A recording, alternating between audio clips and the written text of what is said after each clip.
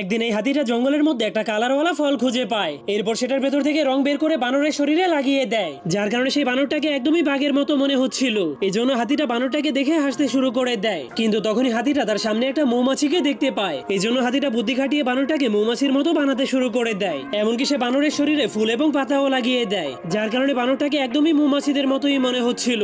কিন্তু এরপর তারা দুজন মিলে একটা প্ল্যান বানিয়ে লুকিয়ে লুকিয়ে মৌমাছিদের মৌচাকের উপরে নজর রাখতে শুরু করে দেয়। তখনই বানরটা লুকিয়ে লুকিয়ে একটা মৌমাছির কাছে চলে যায়। এরপর সে দেখতে পায় সেই মৌমাছিটা মধু তৈরি করার জন্য ফুল থেকে রস সংগ্রহ করছে, যা দেখার পর তখনই বানরটার মাথায় একটা আইডিয়া চলে আসে। এই জন্য সে একটা বাটি তৈরি করে সেই বাটির মধ্যে সবগুলো ফুলের রসকে সংগ্রহ করতে শুরু করে দেয়। এরপর বানরটা সেই রসগুলোকে রানী মৌমাছিকে দেওয়ার জন্য গাছের উপরে উঠে যায়। তখন মৌমাছিদের রানী এতগুলো রস দেখার পর অনেক খুশি হয়ে যায়। এই জন্য সে ওই রসগুলোকে নেওয়ার জন্য তার দলের সবাইকে ডেকে আনে। এরপর রানী মৌমাছি বানরটার কাজে অনেক খুশি হয়ে তাকে এক টুকরো মধু উপহার দেয়। তখন বানরটা সেই মধুটাকে দুই টুকরো করে অর্ধেক তার বন্ধু হাতিকে খেতে দেয়, আর অর্ধেকটা